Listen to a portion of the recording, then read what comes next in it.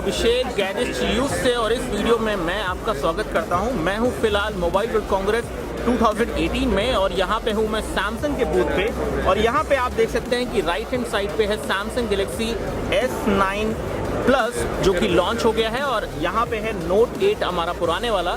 तो ऐसे में इस वीडियो में मैं बताने वाला हूँ आपको कि किस तरह से ये दोनों डिवाइसेस कंपेयर होते हैं। और इससे पहले कि मैं वीडियो में आगे बढ़ूँ, आप जान लीजिए कि हमारा गिव अवे जो है चल रहा है इस वीडियो के साथ भी।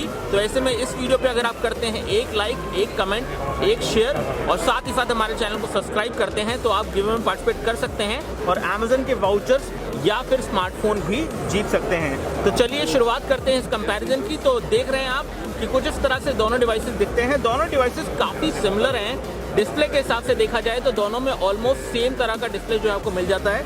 यहाँ पे भी एमोलेड है, यहाँ पे भी एमोलेड डिस्प्ले है और साथ ही साथ नोट 8 के अंदर आपको 6.2 इंच का एमोलेड डिस्प्ले मिलता है। यहाँ पे मिलता है 6.3 इंच, ऑलमोस्ट सेम साइज का ही डिस्प्ले है। दोनों में ही आपको 18:9 डिस्प्ले जो है मिल जाता है। इसी के साथ अगर हम बात करें बैक साइड की, तो बैक साइड पे आप देख सकते हैं कि दोनों फोन्स में आपको डुअल कैमरा जो है मिलते हैं, लेकिन ये डुअल कैमरा थोड़े डिफरेंट हैं दोनों ही फोन्स में। यहाँ पे आपको जो डुअल कैमरा मिलता है वो हॉरिजॉन्टल अरेंजमेंट मिलता है, जबकि यहाँ पे आपको जो डुअल कैमरा मिलते हैं वो मिलते हैं आपको वर्टिकल अरेंजमेंट में। और ना सिर्फ ये फर्क है, साथ साथ ये भी फर्क है कि यहाँ पे जो डुअल कैमरा आपको मिल रहा है उसमें वेरिएबल अपर्चर मिलता है और जो नीचे वाला कैमरा है वो टेलीफोटो लेंस है। तो ऐसे में आपको ओवरऑल देखा जाए तो ज़्यादा बेहतर कैमरा मिल रहे हैं सैमसंग गैलेक्सी S9 प्लस में। और साथ ही साथ फिंगरप्रिंट सेंसर को सही जगह पे रख दिया गया है फाइनली, ताकि आप उसे आराम से यूज़ कर पाएँ। वन हैंडेड यूसेज में दोनों ही फ़ोन थोड़े लंबे से फ़ोन है, आप एक हाथ से यूज़ करने में थोड़ा दिक्कत आपको आ सकती है, लेकिन फिर भी दोनों में ही बेजल जो है कम दिया गया है। तो हल्का बेजल जो है दोनों तरफ देखने को मिलेगा। और कर्व के मामले में S9 प्लस में थोड़ा ज़्यादा कर्व आपको देखने को मिलता है। अगर हम बात करें फ्रंट कैमरा की, तो फ्रंट कैमरा ऑलमोस्ट सेम है। इनकी क्लैरिटी भी आपको दिखा देंगे। हार्डवेयर के हिसाब से दोनों में हल्का फुल्का फर्क आपको हार्डवेयर में मिलेगा, क्योंकि यहाँ पे S9 प्लस आएगा लेटेस्ट हार्डवेयर के साथ। साथ ही साथ अगर हम बात करें थिकनेस की, एजेस की, तो एजेस और थिकनेस वगैरह जो है ऑलमोस्ट सेम ही दिखती है। हालांकि नोट 8 की थोड़ी सी हाइट ज़्यादा है, क्योंकि नोट 8 में आपको S पेन मिलता है जो कि आपको नहीं मिलता है S9 में, क्योंकि Note 8 basically S pen series वाला डिवाइस है। तो यहाँ पे नोट 8 में आपको S पेन मिल जाता है, जबकि S9 प्लस में आपको S पेन नहीं मिलेगा।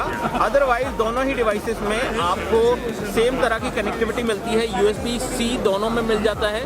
तो आप देख सकते हैं कि यहाँ पे USB-C दोनों ही डिवाइसेस में मिल जाता है। साथ ही साथ लाउड स्पीकर मिल जाता है, हेडफोन जैक भी मिल जाता है। और टॉप पे देखेंगे आप तो यहाँ पे आपको देख सकते हैं कि सिम ट्रे जो है दी गई है। साथ ही साथ दोनों ही डिवाइसेस में बढ़िया डिस्प्ले मिलता है, यानी कि build quality, display, look and feel में दोनों जो है एक दूसरे के लिए ओके। तो यानी कि build quality, look and feel, बाकी सब चीज़ों में जो है दोनों ही फोन्स आसपास बिल्कुल क्लोज आ जाते हैं। लेकिन अब हम बात करते हैं मेन कंपैरिजन की, जो कि एक्चुअल कंपैरिजन होगा, और वो होगा कैमरा का, क्योंकि दोनों ही फोन्स में थोड़ा सा डिफरेंट कैमरा मिलते हैं। हालांकि डुअल कैमरा दोनों ही फोन में मिल जाता है। तो यहाँ पे हमने फोटो ली है सैमसंग गैलेक्सी नोट 8 से, और साथ ही साथ यही फोटो ली है मैंने यहाँ पे सैमसंग गैलेक्सी S9 प्लस से। और इस फोटो को जूम इन करके मैं दिखा देता हूँ कि किस तरह की क्लैरिटी आपको दोनों फोन्स में मिलती है। तो आप देख सकते हैं कि यहाँ पे क्लैरिटी के मामले में, कलर्स के मामले में दोनों का ही कैमरा अच्छा परफॉर्म कर रहा है। ये एक ऑटो मोड में ली गई फोटो है, तो यहाँ पे आप देख सकते हैं कि दोनों में अच्छी क्लैरिटी है। लेकिन अगेन मैं कहूँगा यहाँ पे फोटो बेहतर यहाँ पे S9 प्लस की है, जो कि मैं प्रॉपर आंखों से देख सकता हूँ। मुझे नहीं पता कि आप एक्चुअली में कैमरे में ये देख पा रहे नहीं देख पा रहे, लेकिन यहाँ पे इस फोटो में नॉइज है, जबकि ये फोटो और भी क्रिस्प और क्लियर है। तो बेहतर फोटो यहाँ पे आई है S9 प्लस में। अब हम बात करें और फोटोज़ की, तो यहाँ पे पोर्ट्रेट मोड में भी फोटो मैंने दोनों ही फ़ोन से ली है। तो यहाँ पे आप देख सकते हैं कि पोर्ट्रेट मोड में कुछ इस तरह की क्लैरिटी मिलेगी आपको S9 प्लस में, जो कि बहुत ही बढ़िया लाजवाब क्लैरिटी है। और इसी के साथ नोट 8 की भी क्लैरिटी कोई बुरी नहीं है।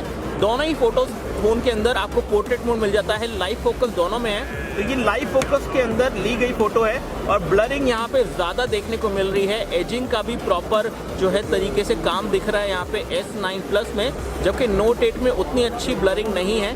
साथ ही साथ एजिंग वगैरह में मुझे नहीं लगता कि इतनी कोई ज़्यादा परेशानी है। तो ओवरऑल देखा जाए तो मैं इन दोनों में से ये वाली फ़ोटो ज़्यादा पसंद करूँगा। अगर मैं देखूं ओवरऑल कलर्स की बात करूं और क्लैरिटी की बात करूं तो ये वाली फ़ोटो बेहतर आई है।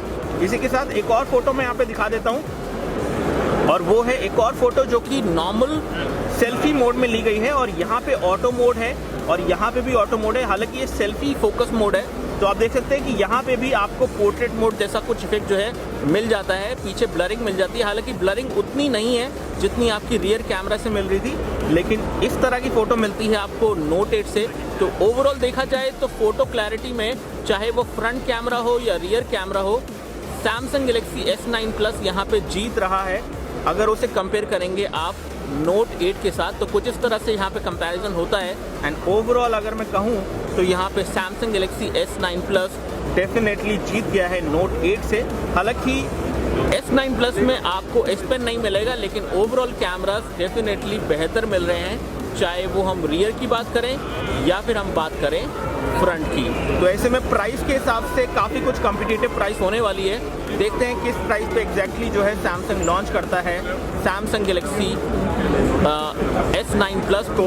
और नोट 8 तो मार्केट में है ही, लेकिन नोट 8 अब और इम्प्रूव होगा समय के साथ, और हो सकता है कि हमें नोट 8 में भी या फिर नोट 9 में कुछ इसी तरह के कैमरास मिल जाए जैसे कि मिल रहे हैं S9 प्लस में। ओवरऑल कैमरा में फ़र्क है, लेकिन फिर भी नोट 8 का कैमरा कोई बुरा नहीं है। यही कह के मैं इस वीडियो को बंद करूंगा, और साथ ही साथ ये कहना चाहूँगा कि आप इन दोनों में से कोई सा भी डिवाइस सिलेक्ट कर सकते हैं, लेकिन अगर आपकी कैमरा प्रेफरेंस है और आपको बेहतर कैमरा चाहिए तो आप definitely Samsung Galaxy S9 plus के लिए जाइए, नोट 8 के लिए मत जाइए। लेकिन अगर आपको S Pen चाहिए तो आप नोट 8 डेफिनेटली कंसिडर कर सकते हैं, जिसमें आपको अच्छे कैमरास मिल जाते हैं, जिसमें ऐसी कोई परेशानी की बात नहीं है। तो फिलहाल इसमें इतना ही। बहुत बहुत शुक्रिया आपका इस वीडियो को देखने के लिए। अगर आपको वीडियो अच्छा लगा है तो लाइक बटन दबाइए, अगर आपको इस तरह के वीडियो और देखना है तो सब्सक्राइब बटन दबाइए।